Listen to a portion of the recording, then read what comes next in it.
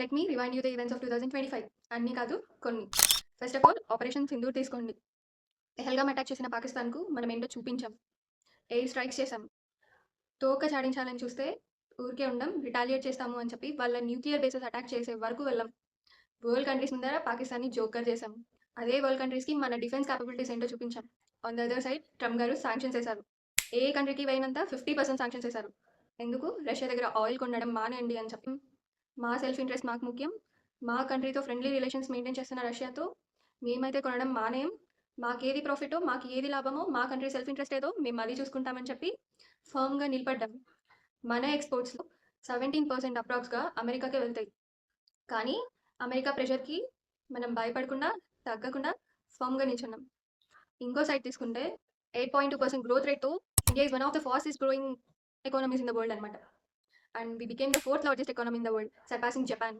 2030 కల్లా జర్మనీ కూడా క్రాస్ చేసి will become the third largest economy in the world. ఇదంతా ఒక ఎత్తు అయితే, ఎవరైతే మన మీద శాంక్షన్ చేశారో వాళ్ళ శాటిలైట్ని బ్లూబర్డ్ రాక్ 2 అని చెప్పి ద హెవియెస్ట్ శాటిలైట్ని మన రాకెట్తో మన ఇస్రో ఎఫిషియెంట్గా తక్కువ ఖర్చుతో లాంచ్ చేసి వరల్డ్కి చూపించాం మన ఇస్రో క్యాపబిలిటీస్ ఏంటో. That's why we have to say this is new India. On the other side మన గురించి తీసుకోండి. అరావలిస్ తీసుకోండి.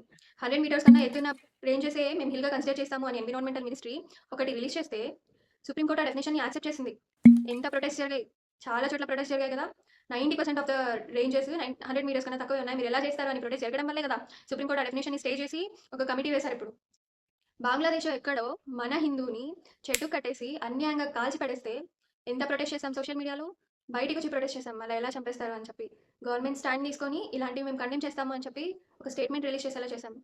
ఇదంతా ఒక ఎత్తైతే, ఒక వేస్ట్ ఫెలో తల పొగరెక్కి మన హిందూ గాడెసెస్ని, మన సీతామాతాదేవి గురించి ఎలా పడితే అలా స్టేట్మెంట్స్ పాస్ చేస్తే వాడిని నోటికి వచ్చినట్టు సోషల్ మీడియా ఇన్ఫ్లుయెన్స్ అందరూ తిడుతున్నారు.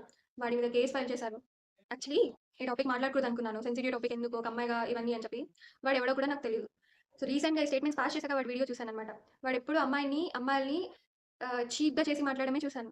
మన గాడెసెస్ని చీప్గా చేస్తే ఇండియాలో ఉన్న అమ్మాయిల క్యారెక్టర్ గురించి అంతా అనడమే అవుతుంది కదా. ఇండియాలో లాస్ చూస్తే యాక్చువల్లీ దీన్ని ఏమంటారు, ఒకరి రిలీజియస్ సెంటిమెంట్స్ని హర్ట్ చేయడంని బ్లాస్ఫమీ అంటారు అనమాట. సో దానికి శిక్ష జస్ట్ ఒక 5 years ఉంటుంది ఎక్కువైతే. అదే మిడిల్ ఈస్ట్ కంట్రీస్లో ఇలా ఎవరైనా బ్లాస్ఫమీ చేశారనుకోండి, ఒక రిలీజియన్ సెంటిమెంట్స్ హర్ట్ చేసేలా మాట్లాడి ఒకరి దేవుల గురించి కించపరిచేలాగా మాట్లాడితే ఉరి శిక్ష వేస్తారు. ఇప్పుడు ఈ టాపిక్ ఎందుకులేండి. So India is changing, people change అవుతున్నారు, అవేర్నెస్ ఎక్కువ అవుతుంది జనాల్లో. ఎంత ఎక్కువ అవుతుందంటే మన ప్రొటెస్ట్ వల్ల ఇన్స్టిట్యూషన్స్ వాటి డెసిషన్ని చేంజ్ చేసుకొని అంత అవేర్నెస్ వచ్చింది జనాల్లో. వీళ్ళంతా మారుతున్నారు, ఇండియా మారింది, ఇండియాలో పీపుల్ మారుతున్నారు, మనం ఎందుకు మారకూడదు?